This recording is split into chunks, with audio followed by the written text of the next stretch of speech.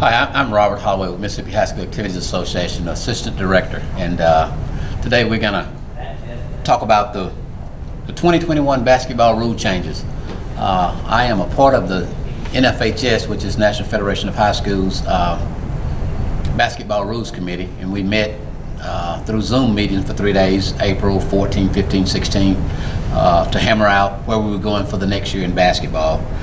And out of the 32 rules that were presented to us, proposals through state representatives, we ended up making only 3 of them a part of the rules for 2021 season. And I'll go over some of those rules changes with you, but I just wanted you to be aware of that process is a 3-day process that we hammer out the pros and cons of every rule that might be voted upon, and we talk about them, and then we vote, and then we go on. So the 3 rules that were changed for the upcoming year 2021. We talk about Rule 12.25, where it talks about when somebody fouls out of a ball game, the time to replace a person in that game.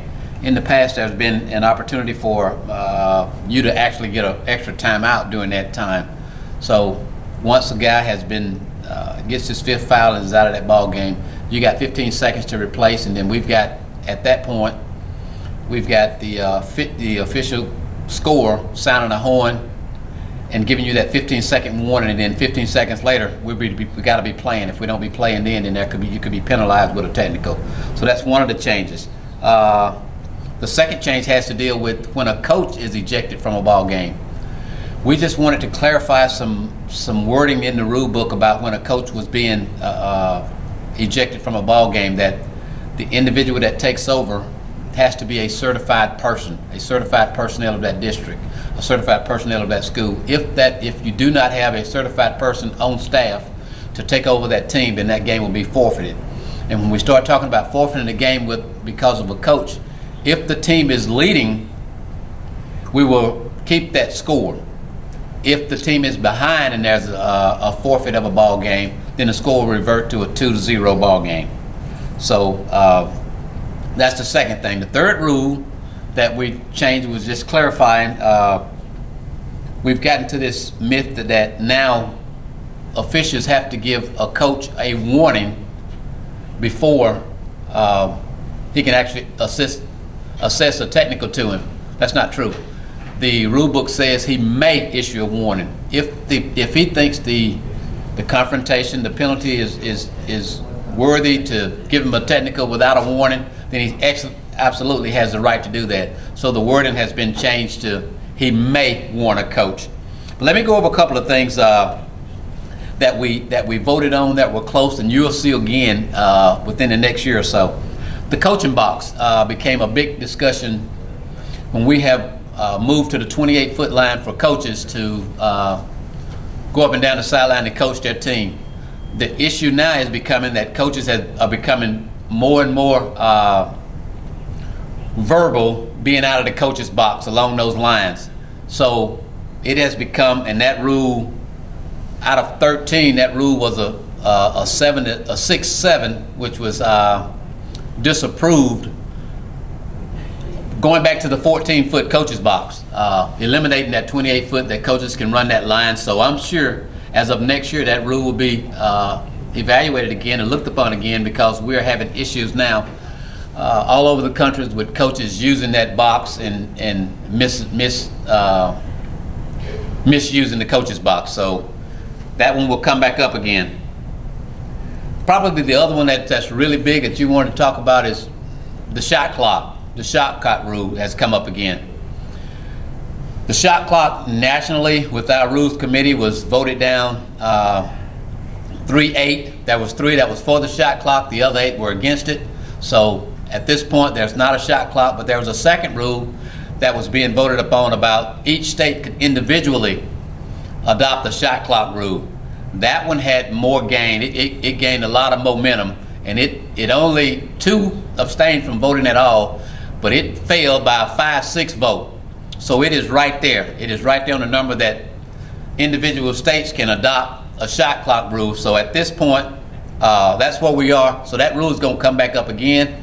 It's going to be voted upon again, and it's at that point where it's 5-6. So there's going to be a lot more discussion on that, and certainly we would welcome you to have input on what you think the shot clock would do for the state of Mississippi. Another thing that we're definitely going to be looking at in this near future again is free throws.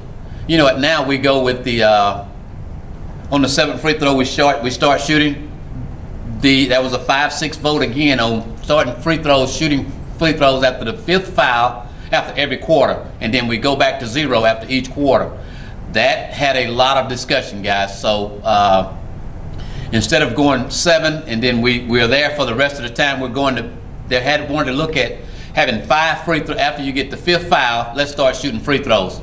And the thing was, where the big discussion on that was whether we go 1 and 1 or whether we go to 2 free throws on that 5th foul. So that's a big discussion. That's a 5-6 decision. That's going to be discussed again over and over. So let's look out for that one. The other thing, another one was the headband. We've got a lot of talk about the headband with the extensions. That was voted down again, so we're not using the headband. But you remember now, we in Mississippi said that if you put that knot and tie it up and we cannot see the extensions, we make that exception and let you go on with that. So that's where we are with the headbands. Another discussion that went 5-6, they're talking about coaches being able to call that timeout. You know, when we got the big discussion on this one, guys, is when we've got that hell ball and coaches holler timeout, they want to take that away from them. They want to be able to say coaches can only have timeouts during dead balls. Everything else has to be on a live ball. It has to be called a timeout by a player. We disagree with that in our state, and that's again, that was a 7-6 vote, but that's going to come up again. I'm only giving you those that was at 7-6, not those that were at 0-11. I'm giving you those because they're going to come back up again.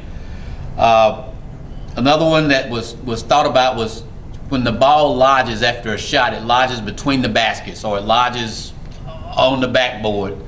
We just go to the possession error and give it to the team that's in the possession error. Big discussion now is if your team shot that ball and it stuck in that cylinder, it stuck in the basket, then the other team will be rewarded with that ball, and we won't go with the change of possession.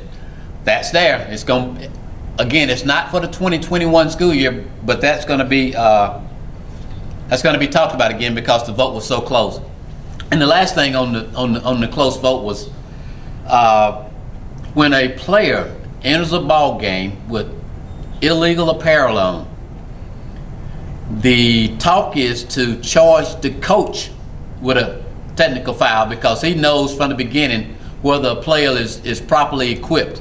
So that is gaining ground, and they want to put that responsibility back on the coach about a player not being properly equipped. And if you give him a technical with that player coming in with illegal equipment on, then that coach loses his rights to be up and about with. So he has to remain seated. So that's where we are as far as basketball is concerned. I think it's in a good place. And there was, out of the 32 rules that were brought up, there were only 3 that we voted on. And I want to talk to you now about the points of emphasis for next year. Block charge has always been a point of emphasis for officials. It's probably the hardest element to officiate in a basketball game, block charge. You get on one end, you got to block. You get the same thing happen on the other end, we got to charge. So that's going to be another point of emphasis. That we're also talking about putting that arc in there as far as offensively and defensively, where you are with the block charge. But we decided that our officials are not on that level, on the college level or professional level, and we're not going there. But the block charge is going to be an emphasis for officials to look at, and we've actually put out some materials for officials to look at to determine whether they can get block charge, so we can get on a better page and be on the same page with the block charge initiative. So there's things on that block charge about guarding with the ball and guarding the player without the ball. So we'll be looking at that. Another thing that really wants to be a point of emphasis again, and it was a point of emphasis about 10 years ago, the palming or the carrying of the ball. So that's going to be looked at. Our players today we know are palming or carrying a ball much more often than they were in the past because of the things that they've seen on the college level, on the tube, and the pro level. So we are at this point looking at palming and carrying as a point of emphasis. So that'll be one of those things that you'll see that we'll talk about more with that point of emphasis about carrying a ball. It has become more prevalent with guys making the crossover move and everything else with the ball in hand. So we're talking about the carryover. So, all right, as I end, I just wanted to say this is where we are with 2021 basketball rules. Guys, we're hoping that you have an outstanding season. Looking forward to being face-to-face again instead of having video mounted for you to look at and take stock of. Thanks, appreciate it.